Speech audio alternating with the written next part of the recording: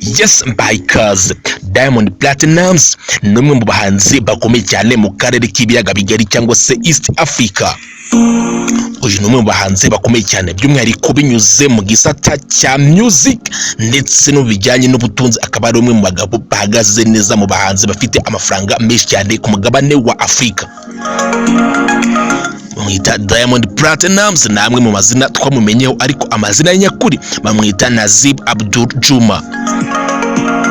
Reka uyu munsi turebera hamwe ibintu 10 wamenya bitangaje cyangwa se abantu benshi batazi ku buzima bwa Diamond Platnumz. Ndabaha ikaze, yitwa Mr Sam.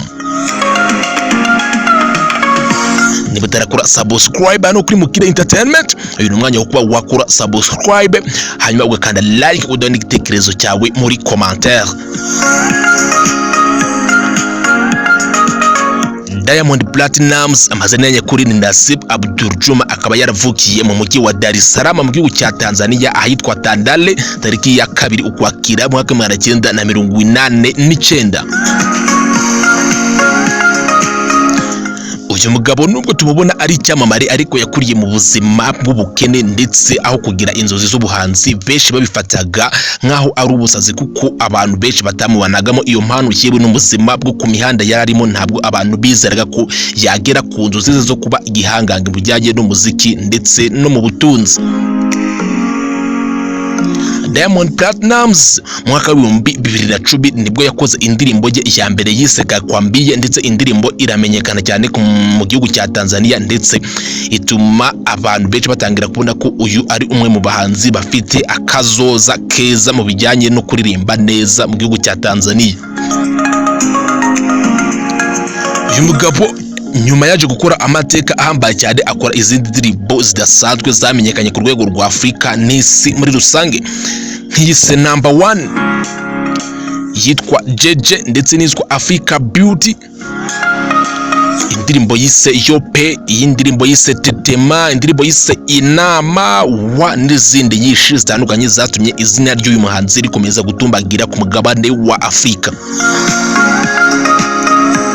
Numwe mu bahanzi bafite amafaranga menshi cyane ku mugabane wa Afrika, ndetse akaba na nyiri lebo ikomeye cyane yise WCB cyangwa se WCB Wasafi, ikaba ikorana n'abahanzi barimo Zuchu, ndetse ikaba yaranyuzemo n'abandi bahanzi bakomeye cyane mu gihugu cya Tanzania, harimo nk'umuhanzi Harmonize wahoze muri iyi lebo, ndetse na Rayvanny n'abandi batandukanye. Hanyuma reka turebere hamwe ibintu 10 abantu benshi batazi cyangwa se bitangaje wamenya ku buzima bwa Diamond Platnumz. Ikintu cya mbere, buriya Diamond Platnumz yigeze gukora akazi k'ubuyede hariya mu mujyi wa Dar es Salaam akiri muto, bitewe n'ubuzima bw'ibibazo yararimo. Diamond hari amakuru agaragaza ko yigeze gukora akazi abantu benshi inaha mu Rwanda bakunze kwita nk'ikiyede, bitewe n'uko nyine yarari mu buzima butamwemerera kubaho ndetse no kubona amafaranga yo kujya muri studio. Yigwanyeho gide nk'abandi basore bose, nawe ngo yakoze akazi k'ikiyede Diamond Platnumz. Mwanya wa kabiri, ibintu bitangaje abantu benshi batazi ku buzima bwa Diamond Platnumz, yigeze kurara hanze bitewe no kubura ahaba ndetse n'ubukene. Diamond Platnumz buriya akiri muto ngo yigeze kurara hanze mu mujyi wa Dar es Salaam, ku mihanda ya Dar es Salaam, ndetse ibyo abantu benshi bakunze kwita kurara ku mihanda nyine bitewe no kubura aho kuba bitewe n'ubukene nyine yari arimo n'ibibazo by'imiryango. Diamond Platnumz hari inyandiko zigaragaza ko yigeze kuba abantu nyine babana barara ku mihanda. Ikintu cya gatatu abantu benshi batazi kuri Diamond Platnumz, buriya mama we bamwita Mama Dangote uyu munsi, ariko yitwa Sandra Kasim, n'umwe mu bamufashije cyane bitewe nuko yigeze kugurisha ibyo mu rugo byose kugira ngo Diamond abashe kubona amafaranga yo gukora indirimbo ye ya mbere, cyangwa se umuhungu we abashe kwinjira muri studio. Bivuze ko nyine uyu mubyeyi we yagize iterambere ridasanzwe mu kuba umwana we yarabaye igihangange mu bijyanye n'umuziki. Diamond Platnumz afite abana batanu yagiye abyara ku bagore batandukanye. Mu bagore ba Diamond harimo nk'uwitwa Zari Hassan, uwitwa Hamisa Mobeto n'uwitwa Tanasha Donna. Abo bose bagiye bamubyarira abana kugeza uyu munsi. Diamond Platnumz akaba afite abana bagera kuri batanu, ndetse akaba abana n'umugore we bita Zuchu, nawe ubarizwa muri label ya Wasafi. Diamond Platnumz ku mwanya wa gatanu, uyu mugabo buriya ngo yigeze gukinaho filime akiri umwana muto cyane. Akiri muto Diamond Platnumz yigeze gukinaho filime, ariko izo filime ntabwo zamenyekanye, ndetse mbere yuko aza mu bintu bya muzika bivugwa ko ahantu henshi yagiye ahashakishiriza ngo arebe ko impano ye ya muzika yagaragara. Nkuko guhuzagurika rero, Diamond Platnumz buriya ngo yigeze gukina muri filime yitwa Zamaradi mu gihugu cya Tanzania. Ku mwanya wa gatandatu, Diamond Platnumz buriya yigeze gukorana n'abahanzi bakomeye cyane ku rwego rw'isi, ndetse indirimbo ze ziba mega hit ku rwego rw'isi, dore ko yakoranye n'abahanzi bakomeye cyane nka Rick Ross muri Leta Zunze Ubumwe za Amerika, akorana n'undi muhanzi ukomeye cyane Neyo, akorana n'icyamamare Koffi Olomide, akorana na Fally Ipupa, akorana na Davido ndetse na Patola King n'abandi bahanzi benshi b'ibyamamare batandukanye nka Omarion n'abandi benshi bakomeye cyane.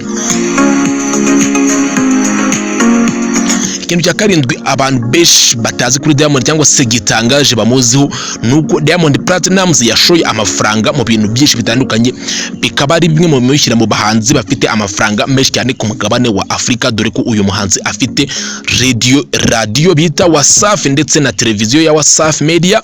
Byose akaba ari bimwe mu bimwinjiza amafaranga, ndetse akaba afite company yitwa Wasafi Bet, akagira company yitwa Wasafi Classic Boy, Wasafi Classic Baby, Wasafi Festival ndetse n'izindi company nyinshi cyane cyangwa se ibigo bigenzurwa n'uyu mugabo. Akaba ari bimwe mu bimushyira mu bahanzi bafite amafaranga menshi ku mugabane wa Afrika.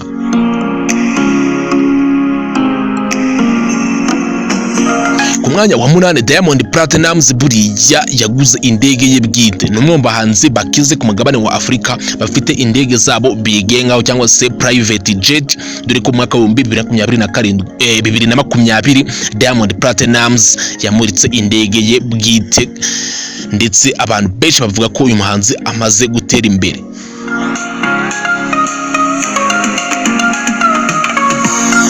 Mwanya wa 9, Diamond Platnumz nawe yigeze kuba umwe mu bahanzi bayoboye abandi ku rubuga rwa YouTube mu kugira abasubscribers benshi, dore ko ubu ngubu amaze kugira abantu bamukurikira barenga miliyoni 10. Ariko nawe mu bihe byatambutse yigeze kuba umwe mu bahanzi, dore ko na n'uyu munsi abarimo bafite ababakurikira benshi ku rubuga rwa YouTube. Uyu munsi YouTube y'uyu mugabo ikaba ikurikirwa n'abarenga miliyoni 10. Diamond Platnumz nawe ni umwe mu bahanzi bafite amazina y'icyubahiro, bakunze kumwita iyo ageze ku rubyiniro bitewe nuko ari umuhanzi udasanzwe. Simba ni kamwe mu kazina k'icyubahiro abantu benshi bazi kuri Diamond Platnumz cyangwa se Intare. Ndabashimiye ritwa Mr Sam. Ibi ni bimwe mu bintu 10 bitangaje cyangwa se abantu benshi batazi, ndetse n'ibyo bazi n'ibyo batazi ku buzima bwa Diamond Platnumz. Yabateguriye uyu boss rero utarakanda subscribe ari kuri Mukiri Entertainment. Uyu mwanya wo kwa wakanda subscribe ukanda like ugadona igitekerezo cyawe muri comment.